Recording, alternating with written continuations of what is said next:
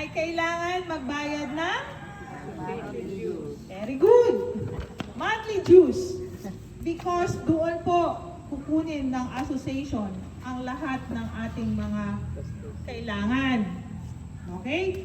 Kung walang monthly dues, well, pwede naman sa isang asosasyon walang monthly dues. Donations, pwede. Allowed yan by law. Kung tayo ay mayayaman, pipiliin sino yung magdo-donate. Pero it's not fair. It's unfair. Di po ba? Kasi kayo lahat ay nakatira dito, pero kung kukuhanan nyo na lang, manggagatas kayo sa mga mayroon, hindi maganda. So, kailangan tulong-tulong. One of the duties and responsibilities of a member is to pay association dues because it's the only thing that you can avail of the rights and privileges. Lagi nating sinasabi na ang karapatan at tungkulin ay laging magkaakibat.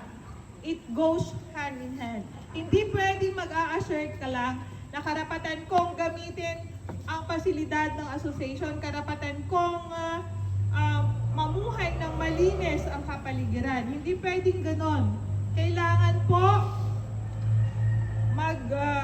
gampanan ninyo ang inyong tungkulin. Kasi you cannot assert your right if you do not do your duties or obligation.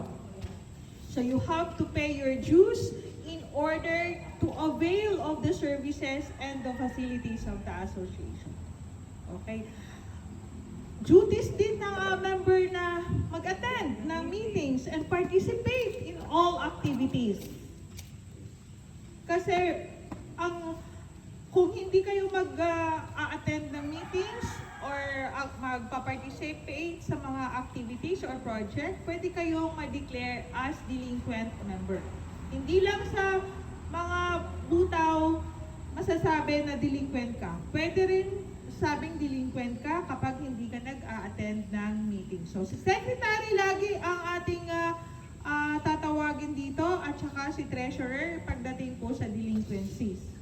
Okay. So, bago dyan, ano naman po ang mga duties and responsibilities ng ating officers? Andyan na po. Of course, depende yan sa katungkulan. Si President always leads the group. Preside meetings. Kung wala si President, nandoon si Vice President. Si Secretary at saka si Treasurer plays an important role. But it's not only them. Equal din po dapat sila. Importante lahat ang role ng bawat isa kasi kayo ay pinagkatiwalang ihalal ng bawat members natin. So, si Secretary at saka si Treasurer pagdating sa declaration ng delinquency ay nag-uusap yun. So, ang duties is si President, ayan, alam na natin, yan, lagi ang nangunguna. Diba? Ano po yung katungkulan nyo? Secretary. Si President? Hindi po. Wala. Kayo po? Treasurer. Kayo dalawa lang? Opo. Sige. So, malaking kawalan sa kanila. Hindi sila nagano. So, yun po yung dapat nagli-lead lagi kayo sa group. Pag treasurer at saka si secretary, laging nag-uusap. Si secretary, syempre, nag-check ng attendance, nag-aano ng minutes. Si treasurer, nangungulekta. Ang iniiwasan lang natin dito is magkaroon ng one-man rule. What do I mean? Hindi pwede na si secretary at saka si president or nag-uusap sila lang dalawa, si president na ang nangungulekta, hindi pwedeng ganon. Kasi nagkakaroon na kayo ng overlapping ng inyong, magkakaroon kayo ng conflict, di ba? Dapat, kung ano yung task ng bawat isa, gampanan natin para walang masabi. Okay? So, by the way, bilang members, meron din kayong karapatan na mag-request for documents, records ng association during office hours and in the proper places. What do I mean when I say during office office hours, kung meron kayong designated time and place, doon lang dapat ninyo i-assert yung karapatan na yon na mag-inspect ng association books and records or to avail of the records or secure records of the association. Kung sinabing office hours is hanggang 5 o'clock or 4 o'clock sa opisina, wag naman na kung nasa palengke ka, kakalabitin mo, nakita mo si treasurer, magkano na yung laman ng kaban natin? Nasa pahingi naman ng minutes dyan. Wag naman, nasa simbahan ka, makasalubong, Mare, nasaan na yung di ba? So, wag ganon. Kung may office po tayo, Meron. designated office, syempre meron. Kahit sa bahay lang. Mag-ano tayo ng designated office? Yun nga, kung hindi nag-uusap-usap ang ating community, wala tayong ka-come up na magandang idea. Kasi malaki ang ating lugar, dapat kung may pondo kayo, may open space na pwedeng pag-anuhan ng konting office, pagtayuan, pwede sana natin gawin yon. Pero kailangan natin ng pondo. Saan kukuha ng pondo? Diskarte natin yan, di ba? So kailangan mag-iisip tayo. Yung iba naman ng mga members, wag lang puro dada.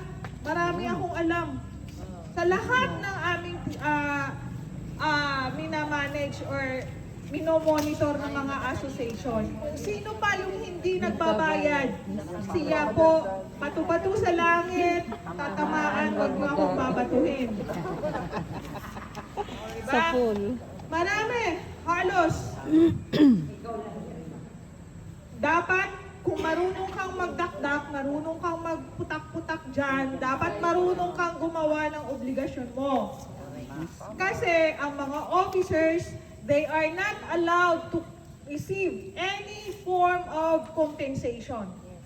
They are only allowed to reimburse whatever the expenses that the association has incurred. Okay? Pero ano ang igagastos ng asosasyon kung hindi naman nagbabayad ang mga members? Magkano po ang monthly dues? 100 pesos.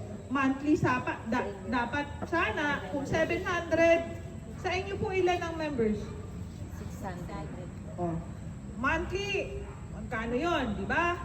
So mayroon dapat tayong sufficient fund kung nakokolekta natin yan.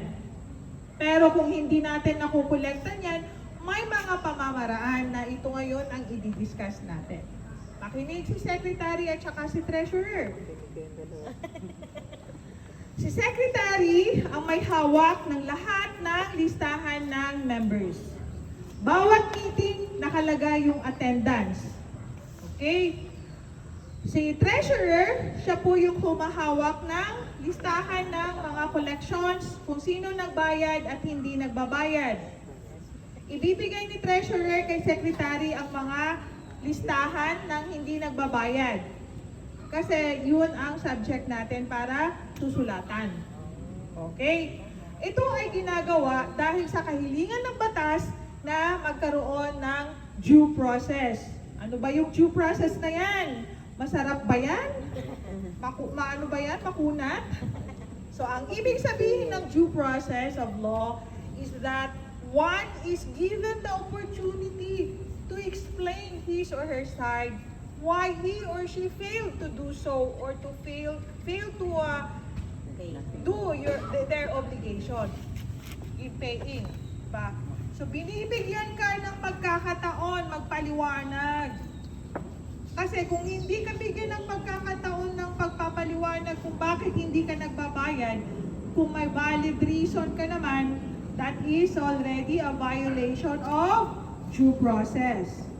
So ngayon, para walang violation ng ating Board of Director, kasi ang isa sa mga rights and duties or rights of a member is to run for office and to participate during election.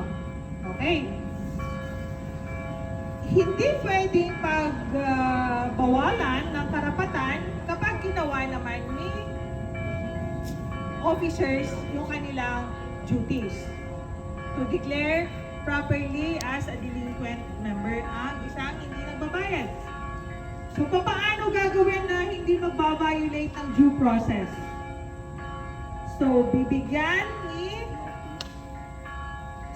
treasurer, si secretary ng mga listahan ng mga hindi nagbabayad para bigyan ni secretary ng demand letter. Ano yung nakapaloob sa demand letter? Hindi lang ito basta-basta yung statement of account na binibigay natin, ha? Yung demand letter na yon ay syempre nakapangalan kung sino ang bibigyan. Dear or minamahal na Ginoo or Gina, batay sa aming talaan, kayo ay hindi na nakakapagbayad sa halagang 300 pesos sa buwan ng January or November, December, January. Kayo ay binibigyan namin ng 10 araw or 5 araw, depende po yun sa discretion ng board, para makapag-settle or mabayaran ang inyong pagkakautang. Okay?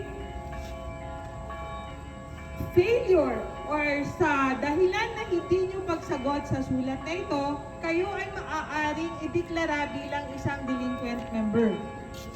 O signed by the secretary, attested by the treasurer. So ipapadala nyo po yun doon sa tao or sa hindi nagbabayad para i-receive niya. There are types or modes of delivery. Anong ibig kong sabihin? Pwedeng personal delivery. May mga pagkakataon na hindi po nila yan tinatanggap. So huwag niyong pilitin kasi may ibang pamamaraan. Ipadala niyo sa courier, LBC, JRS, or registered mail with return card. Bakit po kailangan yun? Kasi kailangan natin ng proof of receipt. Pruweba. Katunayan na natanggap po nila ang sulat na iyon. Kasi kapag wala kang pruweba na natanggap po yun, ay baliwala rin yan sa korte. Hindi i-o-odor.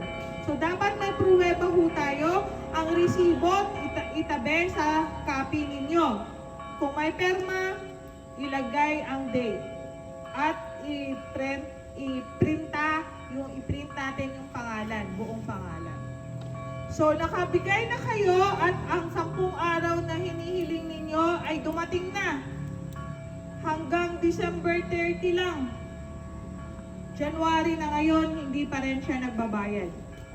Remember that the Board of Directors conducts regular monthly meetings. As per bylaws, kasi yung ibang bylaws, quarterly. So kung monthly meeting ninyo po yan, magre-report po si Secretary at saka si Treasurer kung sino po ang hindi nagbabayad.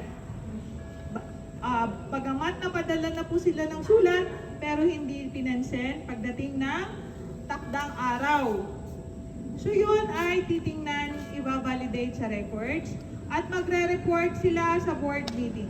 Ito po ang mga sinulatan natin, pero hindi po sila nag-comply. Walang paliwanag na natanggap. Kasi may iba, may valid reason naman, hindi nakakapagbayad kasi gipit at may nangyari, may mga circumstances na hindi natin inaasahan. So that is a valid reason. Depende na sa appreciation ninyo yan. So ngayon sa reporting sa board, ang board ay gagawa ng resolution. Okay? So kung first demand pa lang, kailangan magkaroon ng second demand. This is our last demand letter. That you were given na 30 days but yet you failed to do so, the board will now declare you as a delinquent member in the second letter. So ngayon sa board meeting, ang quorum dapat ay approve sa resolution na yon for the declaration of delinquency. So, depende yan sa board kung idideklara nila. Kasi kapag na-declared na as delinquent member, wala lahat yung inyong karapatan. Okay? So, message niya si ma'am, wala daw. Walang ano? Walang ano, sir? Ay, ma'am. Sinasabi. Mamaya, may mga question and answer tayo, no? So, pagkaroon po ng declaration of board resolution as delinquent member, kailangan ipadala ulit po sa concerned person. Okay? So, by that, na-comply natin yung due process. Yun po yung sinasabi at kailangan ng batas. Dapat may due process of law ang declaration of delinquency. Pwede rin hindi nag-a-attend ng 3 consecutive meetings, hindi nagpa-participate ng activities, pwedeng ma-declare siya as delinquent member. Okay. So, tapos na tayo doon sa topics na na-discuss, definition of terms, homeowner, disqualification, qualifications, duties and responsibilities, rights of members, and the officers also, or the board of directors, has the right to sanction members, those who are hearing members. It depends on the provision sa bylaws ninyo kung anong nakasaad po doon. Pero kung wala, pwedeng i-resort natin sa batas. Pwede po silang as perpetually disqualified. For perpetual disqualification, it must be adjudicated. Or, ibig kong sabihin, pag adjudicated, kailangan i-file ng kaso para ma-perpetually disqualified. Pagkaroon ng multa, kailangan kakasuhan sila. Okay? Hindi lang ito applicable sa members, applicable din sa board. Okay? So ngayon, punta tayo sa election. Alam ko ito yung inaabangan ninyo. Okay?